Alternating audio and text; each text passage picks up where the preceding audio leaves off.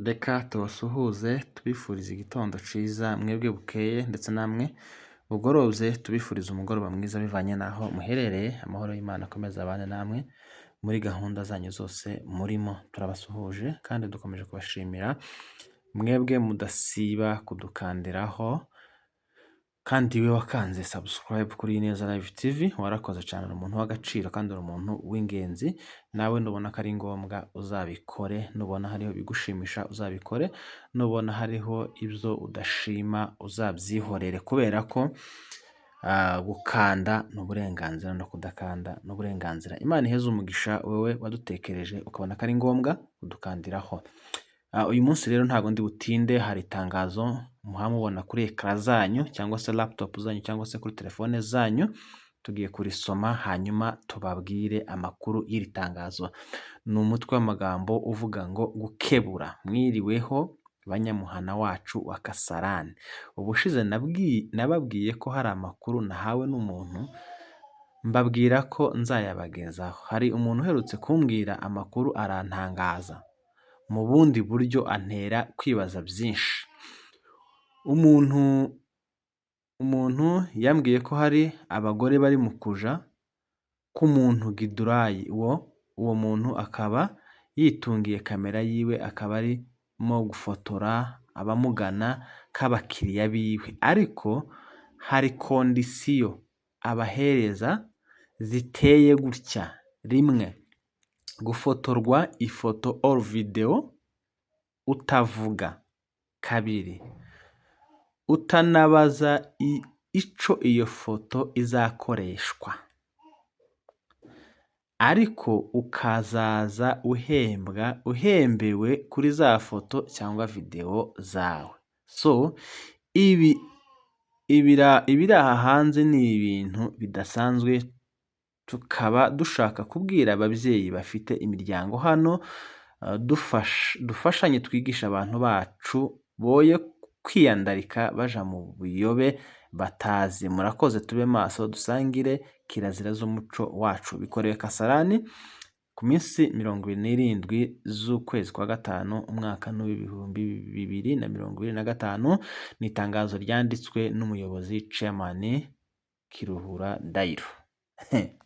Nuko rimwe nza mvuga ko abayobozi bacu baza bakora ibintu babona ko byarenze, ko ibintu byabaye too much, kandi mu by'ukuri bigatangira bakabyumva mu bihuha, tibegera bari kubivuga, tibegere aho biri guturuka, babaze ngo aya makuru muri kuvuga muyahagazeho cyangwa ni sebanya, cyangwa ni ibinyoma, cyangwa ni content, ibintu nk'ibyo ngibyo. Reka twigarukire inyuma amezi 4 ashize kuri iyi channel.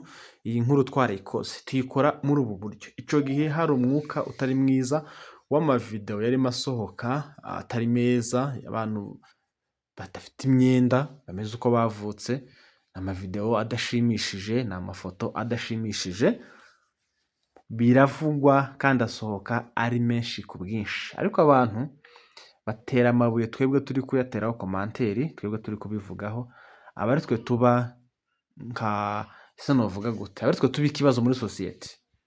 Nyamara ibi bintu bifite inkomoko yabyo. Iyi nkuru narayikoze nterwa amabuye n'abatari bakeya, kandi n'iyi ngiyi ndabizi hari abatari bubyumve kimwe nk'uko naje mbabyumva, cyangwa se nk'uko naje mbisomye muri iri tangazo ryashizwe hanze n'umuyobozi w'umuhana. Ko biri kose kuyivuga cyangwa se kuyikora si uguca inkamabiri cyangwa se si ibintu bibi twaba dukoze, kubera ko buri itangazo ryatanzwe mu muhana haba harimo kumenyesha, kubwira abantu. Natwe ejo tubereyeho ni ukumenyesha amakuru. Inkuru rero uko iteye ni uku nguku, ni ukuvuga ngo bino bintu byose muza mubona hanze, by'aya mavideo, by'aya mafoto, tutagiye kuvuga imiterere yabyo, bino bintu biba byishuwe amafaranga meza kuri ba nyirayo, ariko ntibamenye ingaruka zizaza ku bana babo cyangwa se ku babyeyi babo. Nabyo si byiza kwitwa kuri umubyeyi umwana wawe video zibe 3 zina n'amafoto bibona hanze, hari ico nawe biza bikwambura mu bufura wari ufite muri societe cyangwa se mu muryango wanyu, bikagutukisha. Ni ukuvuga ngo umutipe yagize gutya yikorera business, amara kwikorera business aravuga ngo ungana wese ni karibu, muhaye karibu, nzoza mukorera serivisi akeneye, ntariko kuri kondisiyo ivuga ngo wowe urambwira ayo ushaka, nyaguhe ngufotore ifoto umeze uko nshaka, tumbwire aho izaja, tumbwire icyo izakora. Nawe akiya Mungu iyi Kenya ni ukuvuga ngo ibi bintu uwakoze bizinesi nta kosa afite habe na rimwe.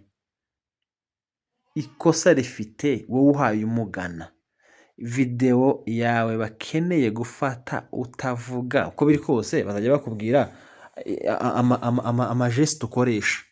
Murambabarira bino bintu simbivuze kugira ngo namamaze bino bintu by'amavidewo, njewe ko ndashingira ku itangazo ryasohowe n'umuyobozi ku bintu bimaze hafi umwaka tubivuga mukadutera amabuye.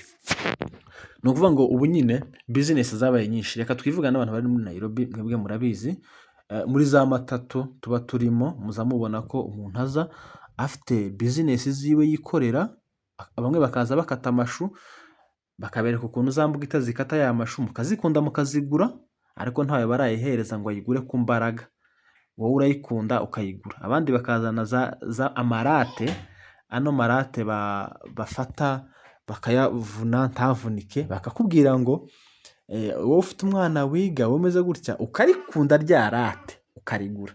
Undi akamaza afite umuduri, sinzi umuduri mu kinyamurenge icyo ari cyo, ni akantu kameze nk'ikidari kandi si ikidari, nyine umuduri ni kuriya nyine niryo zina nkuziho.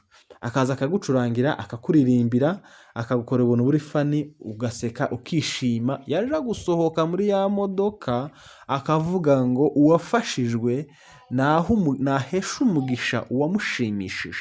Bamwe tukamuha ibiceri, abandi tukamureba nk'icimbi yanze tukamwihorera, abandi tukayamuha, kandi twese twishimye twasetse. Ariko muri ba bantu bakora ibyo ngibyo ntawufata undi ku gahayo cyangwa ku mbaraga ngo kora bino, ubikora kubera ubushake. Rero babyeyi banyamurenge bene wacu, rubyiruko rugenzi rwanje, ababyeyi bagenzi banje, abantu bakunda imibiri yabo, bakunda kirazira yabo, bakunda indangagaciro zabo, ibi bintu birahari. Ikibi si twe tubivuga, ikibi ni ababikora. Ugasanga umwana wenda afite ibintu biruta ubushobozi, wowe wakamumenyeho, tumubaza aho yabikuye, ntumenye uko byagenze. Rero ni byiza ko mukurikirana abana banyu cyane. Ni byiza ko mukurikirana, nari ngiye kuvuga ngo ni byiza ko mukurikirana ababyeyi banyu.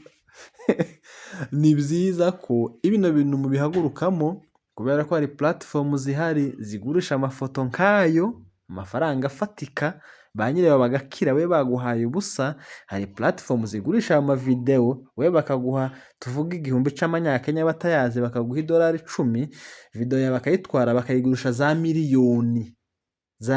Hari website nyinshi ziriho rwose ziba ziri bloke, wishura ukaja kureba ibyo bashizeho. Rero ibi ntabwo mbivuze nishimye, mbivuze mbabaye, ariko iciza nuko ano matangazo atangiye kugenda aca ku mbuga z'imihana. Umuhano ubamo, umuhana mbamo, nico ciza. Rero simvuga ibintu byinshi, sinje kwinyuraguramo, sinje kwibereguza, gusa umenye ko uhaye udandazwa n'isi yose mu byo utazi. Uhaye wumva gusa wagize crise y'ibihumbi 2, wagize crise y'ibihumbi 10, yego bakayaguha, ariko bya bintu byawe bafashe, biriya bintu barabicuruza ku rwego rwo hejuru, amafaranga menshi cyane. Muzamubona ama-website amwe, bamwe bakavuga ngo arablotse, ngo urabanza wishure babone kuguha access yo kwinjira kuri ya website, urebe ibyo ukeneye kureba, arahari. Hakaba ndakubwira ngo kureba ni ubusa. Ariko ibintu nk'ibi ngibi, aya mavideo atari meza, adashimishije, adateye amatsiko, n'aya mafoto, iyo aho bayashira barayabloka, waza kuyareba ukaza wishura ugakostinga ikiguzi ukareba.